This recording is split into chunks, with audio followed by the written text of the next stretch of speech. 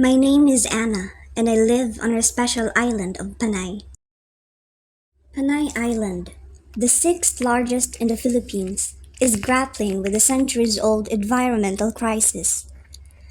Arevalo, now part of Iloilo City, was once a Spanish colonial shipyard or astilleros. In the 17th century, building one galleon required 7,000 hardwood trees per ship. Imagine this! Each old hardwood tree has about 200 square meters of canopy. The forest area destroyed is equivalent to 140 hectares. Add that to maybe another 100 hectares lost during the cutting and the hauling of the trees. That's just for one ship. Imagine if they build 300 ships. That would be 72,000 hectares. The entire hardwood forest of Panay was destroyed within 2 decades. The Spanish colonial government later moved their shipyards to Manila Bay, destroying forests on the island of Luzon.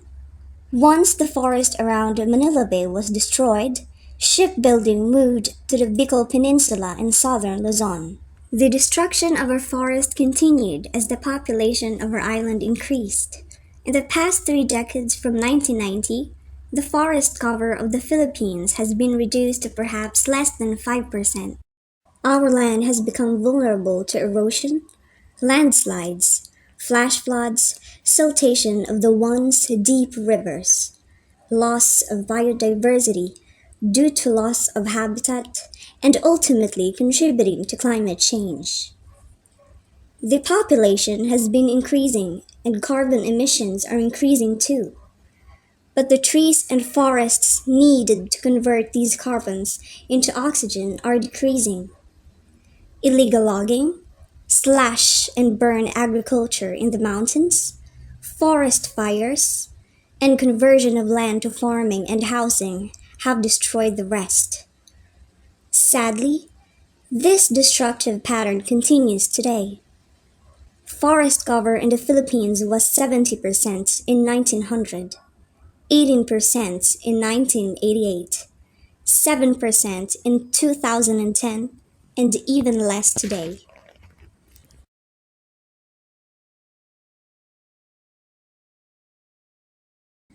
Even though efforts have been made to plant seedlings of native trees, the forests of Panay remain denuded. Tree planting activities have become common for government, private citizens, and non-government organizations. The Philippines has even recorded a Guinness World Record for the most number of trees simultaneously planted in an hour, with 3.2 million seedlings in May 2023. But the forest cover on my island continues to decline. This means that these activities are not effective enough. Most of the seedlings planted do not survive. Trees that survived maturity are inadequate to overcome the rate of which forests are being destroyed. But hope is taking root. Scientists at the Sulu Garden Foundation are working hard to find a solution. Finally, the foundation has begun its groundbreaking program called Regreening of Panay. The idea is to use seedball technology to restore the island's forests, all of Panay Island. Seedballs are tiny clay-coated spears containing seeds of native trees. A simple yet effective solution for reforestation. Seedballs can be dispersed in hard-to-reach hills and valleys during the dry period. The clay casing protects the dormant seeds from being eaten by birds and rodents. When the rainy season arrives, the seed ball disintegrates and the seed is released within a few days. This seed then germinates, taking root on the spot and adapting to the new environment. They develop better root systems that give them a much higher chance of survival. Seedlings that are grown in the nursery are known to not easily adapt to new and harsher habitats.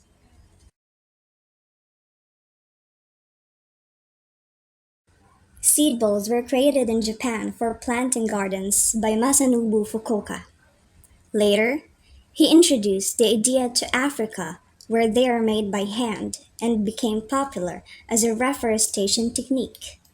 Now, other parts of the world are copying the same method, but it is time consuming and labor intensive. Sulu Garden Foundation scientists have improved on an older semi mechanized design that can produce 218,000 seed balls a year from a single machine. In 5 years, this machine can produce more than 2.6 million seed balls. This might seem like a lot, but consider this.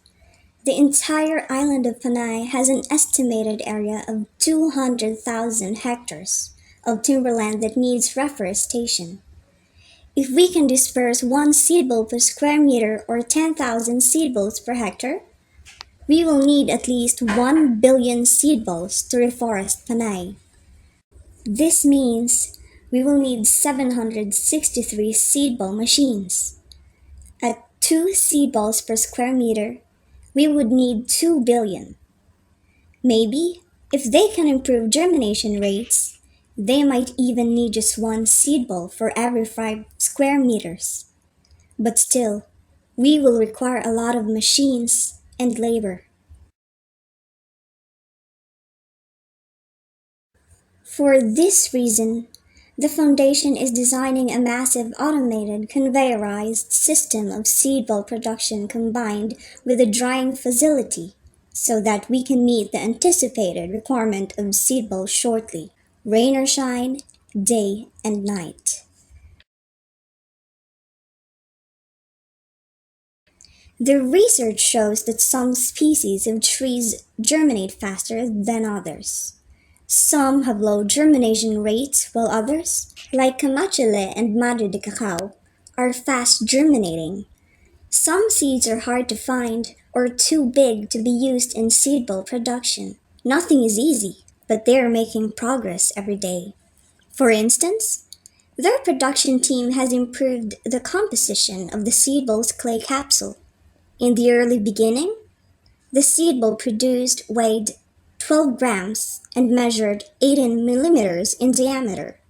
They have re-engineered the formulation and processes to reduce the weight to 5 grams and the diameter to 10 millimeters, smaller and lighter than the old ones, but yet works just as well.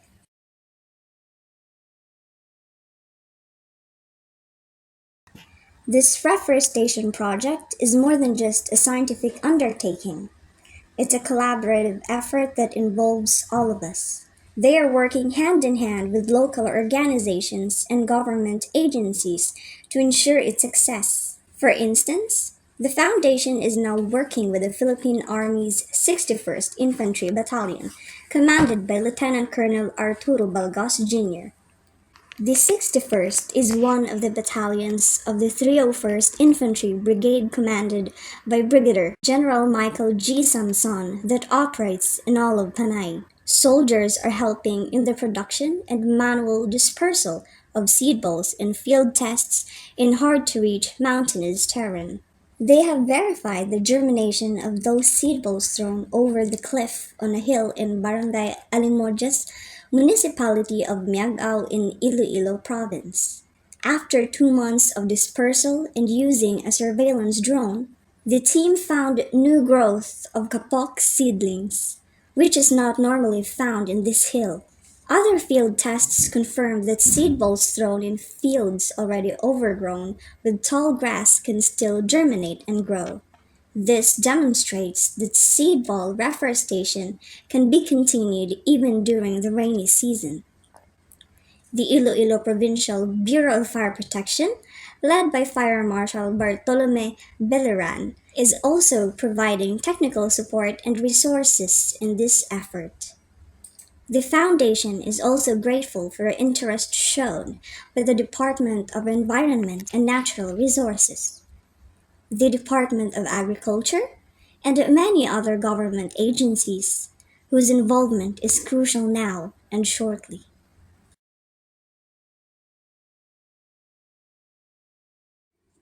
The region that needs reforestation is hard to reach. They mostly comprise inaccessible terrains that are unsafe and most difficult to traverse. How will they disperse 1 billion seed balls? They plan to use drones. The foundation is working with XAG Australia, a smart agriculture technology company using drones, robotics, and AI technology to empower agriculture. Their drones can carry up to 50 kilograms. This is equivalent to 10,000 seed balls at any one time. See how drones are being used to spread seeds and fertilizers. Currently, XAG and the Foundation are designing a special drone for the seed ball dispersal system. Together, they expect to complete the final design by October 2024.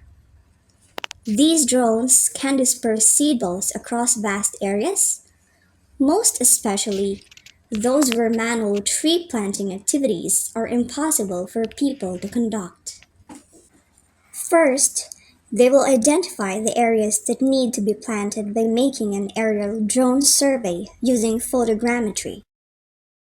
This will provide the drone technicians with ample data in identifying the deforested areas, planning the right amount of seed balls, and deciding on the combination of tree varieties for the specific location.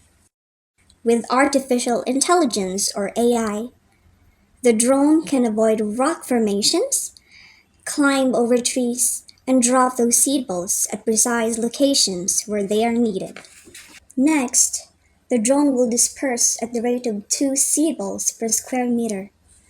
Since XAG drones can cover 1 hectare every 10 minutes, 12,600 hectares can be reforested each year with one drone. If the foundation has 12 drones, they can complete reforestation of 151,000 hectares in 1 year. A technical team with 3 drones will be stationed in each of the 4 provinces of Panay. With proper logistics and funding resources in place, they can complete the reforestation of Panay in 3 years or less instead of 5 years. This way, they can then start reforesting the next island.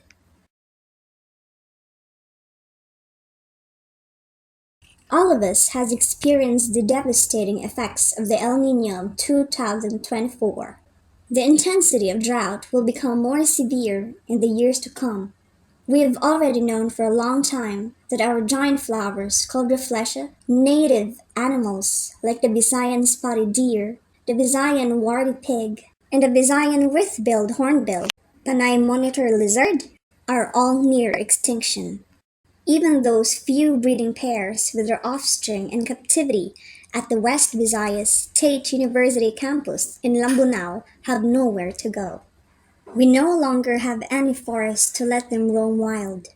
Our rivers are silted, landslides are increasing, freshwater wells are drying up. Our island is getting hotter every year and crops are failing. Years into the future, our elders, friends, and neighbors will start dying from hunger and diseases.